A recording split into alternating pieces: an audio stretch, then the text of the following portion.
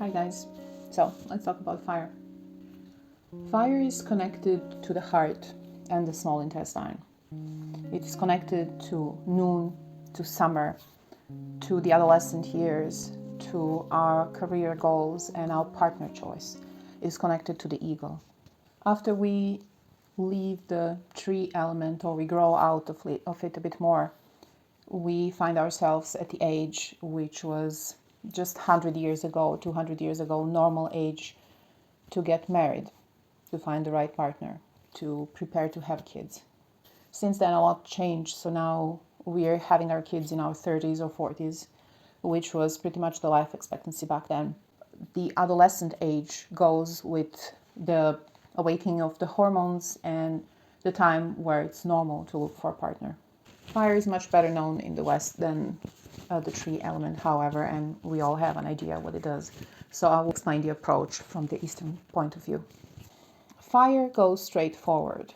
It is passionate. It is all-devouring. It wants to enjoy and feel what's happening to it. When your fire is healthy and you have enough of it, you want to dance. You want to experience joy. You want to spend time with friends. You like the social gatherings, and you want to be in the middle of all of it. You want to feel it all and to experience it all. The normal expression would be to go and meet other people, to fall in love, to go to the clubs, to just be who you really are, to find out what you really like in other people. So in order to find a partner or to find which career you want to pursue, it's normal that you know what you like. It's normal that you already have gathered some experience and know that you want to do art or you like science. It's something that pulls you. You want to be a healer or you don't like being around people at all. This is something that you're supposed to find out at this age. However, this is not the case because for the most part, we're still in school. We do not know what we'll do. And it's not really important what we feel. It's more important if this college is prestigious, if you come from a family that expects you to go to a certain place, or your family thinks you're not good enough for something, so you'll be doing this lower job in a way. Worse yet, we're not allowed to talk about passion. We're not allowed to fall in love freely. Especially for girls in the West, you're not supposed to have any desires. You're not supposed to show them. For the guys, also for the girls, masturbation is something you frown upon. It's not something you should do. It's shameful. Instead of enjoying the young years, we grow into adults who have to make up for it later.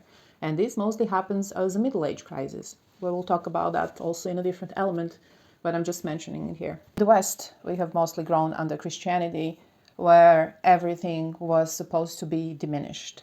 Everything was supposed to be shameful, and if you do not comply, then you're an outcast, your family doesn't like you, you can't get a partner that you like. And now we are basically handicapped to show our feelings or to live them, even if we know them. Let's go into correspondences a little bit. Everything that belongs to fire has a bitter taste. And this includes coffee, for example, which for us Western people is the juice of life. And I will just go quickly to a different thing that belongs there that we do not think about. We have a saying, the truth is in the wine. Truth and trust is connected to the heart element. You do not give your heart to just anyone if your fire element is healthy. If it isn't, you're going to do just that. What does the wine do? There is this interesting story about different alcoholic beverages in this system of 5 elements, where each element has a certain drink that impacts it. What's mostly impacting the heart and the fire element is red wine. If we were in a different culture, if we grew up different, that wine might not have so much impact on us. We might maybe dance a bit more or sing a bit more, and that's it. However, many people have a very groundbreaking insight about their own situation with wine nowadays, and it's as hilarious as it's tragic. If the wine has such an impact to open up your heart, it means that there is a blockage in your heart and there is something that is suppressed there. The taste is considered to have a movement as well. It moves downwards, so everything you feel and experience goes in deeper.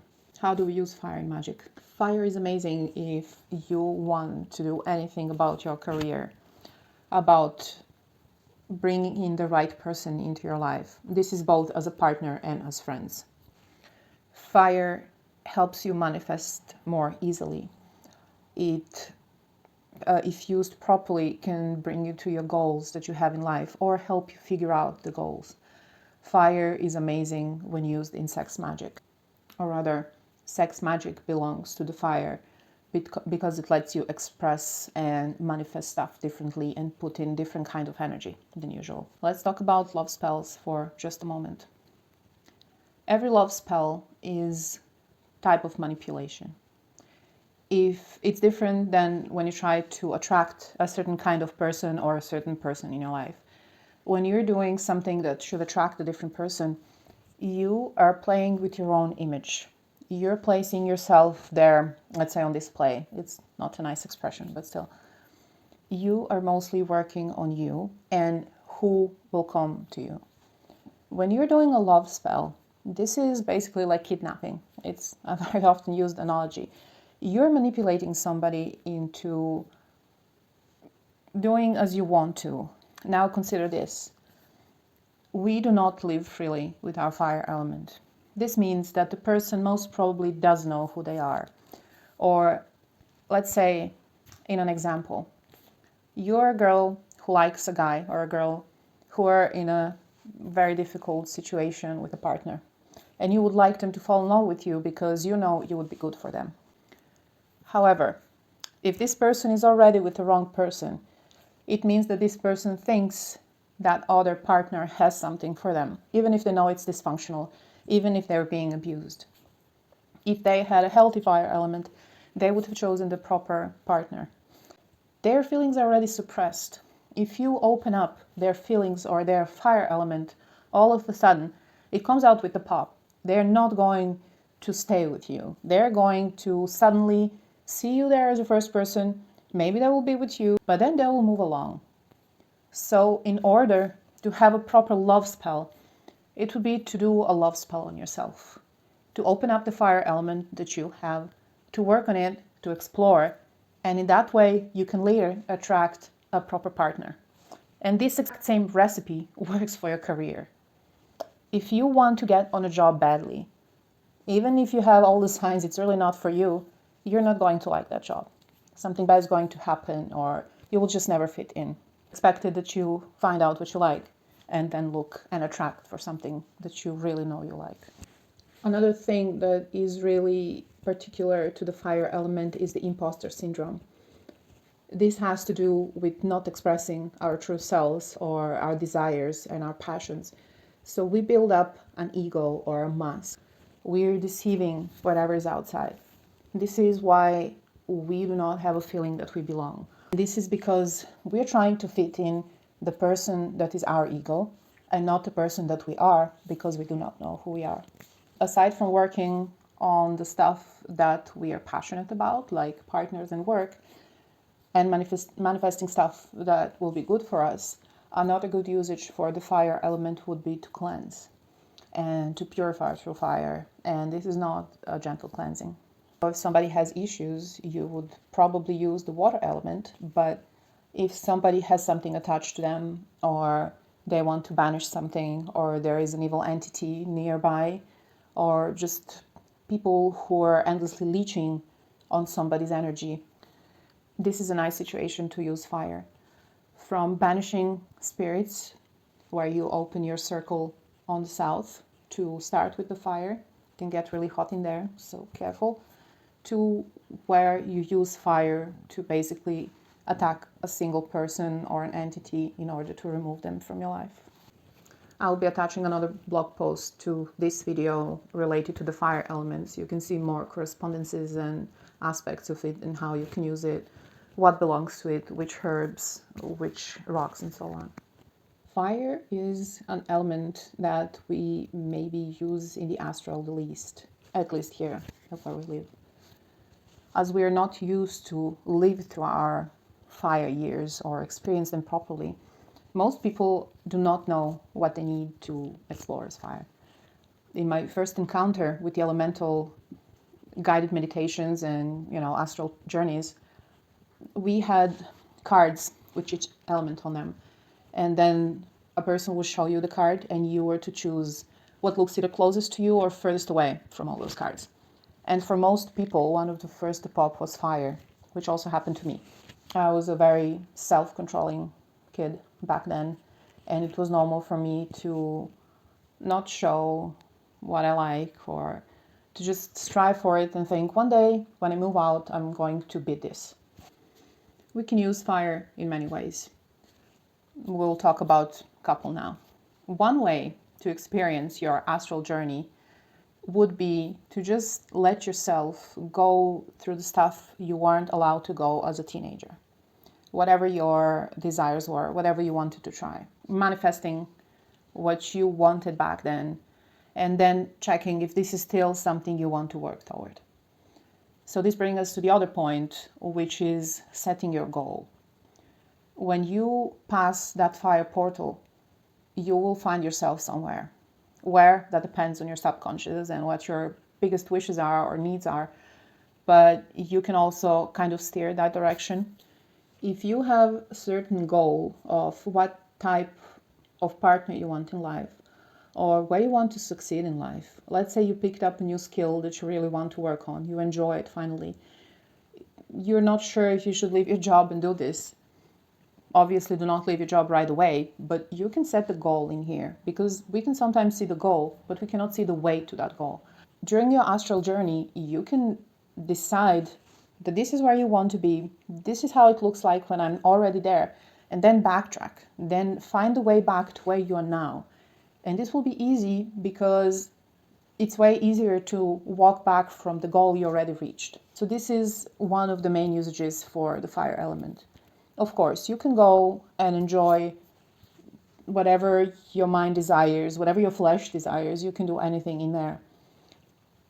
Easy way to make a portal would be with lava, glowing stones, just fire and torches around there, like we did last time with the tree element, where we use mostly wooden elements to build this. We can use anything that is connected to fire. Sometimes people also see a portal that is like an entrance into the cave. So there is an earth element there, which comes after in the system, but it is also, let's call it late fire. This is the part of fire that we never experience because we get stopped at a certain point as soon as we enter this. There is no one there to judge you. You will sometimes judge yourself because this is how you learn to behave toward yourself. In fire, you are allowed and actually required to live to the fullest, whatever you want, however you want it. And the third way to connect with something in fire would be to connect with the deity. Many people worship deities in a weird way. Let's put it that way. We have learned something from Christianity, if you come from Christianity or whatever religion you're originally from, that we are to fully give ourselves to somebody. Now, we have been taught that this is a normal thing to do, but we do not know anything about that deity. So instead of doing this, you have a better way to connect with them because they are going to show themselves to you better in the astral realm, and you can get to know them better. You can decide how connected you are to this entity and how much you want to be connected. If this is an entity you want to work with, if they want to work with you. This is a nice element to work on your faith, to work on what you want to achieve, what you want, in which way you want to work with this entity to get to your goals and what those goals would be. Our fire is connected to the matters of the heart. This has to do with the emotion that the heart is responsible for. This has to do with our voice, because if a voice is clear and resonant, it means that your heart and your fire are burning freely. They're healthy. You tend to them. If you have a problem expressing stuff, then you will often start your sentence with or your voice will go high-pitched or very low, or you will lose the voice when you talk to somebody. This also can show how your physical heart is doing. When we're working with different energies, we want this energy to be present. To me, it's almost unbelievable that many people who say they're light workers or they're doing Reiki or whatever, they are really not in touch with their own heart. I've had such people as friends, and I had them as patients. I had as a partner, and this is really strange to see, because it's very interesting that you say you're of love and light, but you do not allow yourself to enjoy this. It's almost like you're punishing yourself or something. This is also not the case only with the light workers, but I've seen the most amount of people who have a heart energy blocked to be in the love and light movement. And this is not a bad thing, because, if you tell yourself you're feeling good during the day and you try to feel good, you're most probably going to start feeling good soon. However, it is way easier to start unblocking these issues and traumas and whatever led to this, instead of just trying, and hoping that it will manifest one day, if you just continue working on this. Because in order to light the fire that you have and to let the fire element burn, you have to go into the darkness and release the stuff that has suppressed your feelings in the first place. It is easy to balance the fire. Fire is unpredictable. It is going to eat everything away, or it is just going to stop existing if you let it happen. In order to keep the fire burning properly, in order to experience joy in your day-to-day life, you really need to balance your fire. This doesn't mean suppress anger if something happens. You work through it, you burn through it, and then you let it go. It doesn't mean to go and shoot a person or go and end everything you built with your partner for 20 years. What you want to do is to look to what is actually your goal. What do you want to achieve? What do you know about yourself? What is it that you don't know and you think will bring you further in life? This is how you work with fire. And this is only one way. The second way is the one that many people will hate, and this is dissolving of your ego. Everybody has one. People who work on their egos for 20 years have one. It just depends how active it is, how active you let it be, and how much you lie to yourself. In order to have a very healthy fire, you will want to let go of your ego. You can look at it in two ways. Ego is something that is a very bitchy little thing of you that makes you do wrong things. That's one way to look at it. Another way to look at it, it is a persona you built to protect yourself from something. To be there to take things that you cannot take. To be there to do the stuff that you really don't want to do in life. Instead of battling your ego or just be, oh, it's a bad thing, or I do not have one, the right thing to do would be to actually go through it and dissolve. What did it do for me?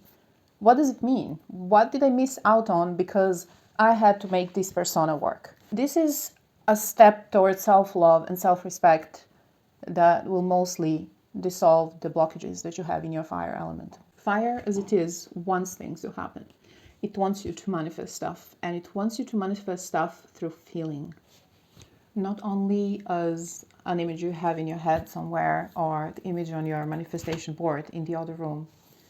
The fire wants you to manifest the stuff right there. If you lack a fire element, you'll be the one who never gets what they want. You're never in the right place. You just don't belong.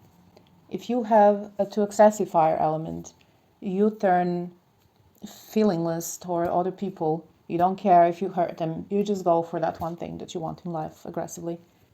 In order to heal our fire, we should let ourselves feel. We should allow ourselves to find the right partner, the right job, the right place to live, the right community, no matter where we belong. Until this point in life, fire is the one that brings us where we actually feel like being. There's a lot about every element, as well as this one. I will be, again, attaching blog post in the description below. If you like this video or not like it, or have any question, please comment down below. I will take some time to answer. And please subscribe to the channel. Thank you for being here.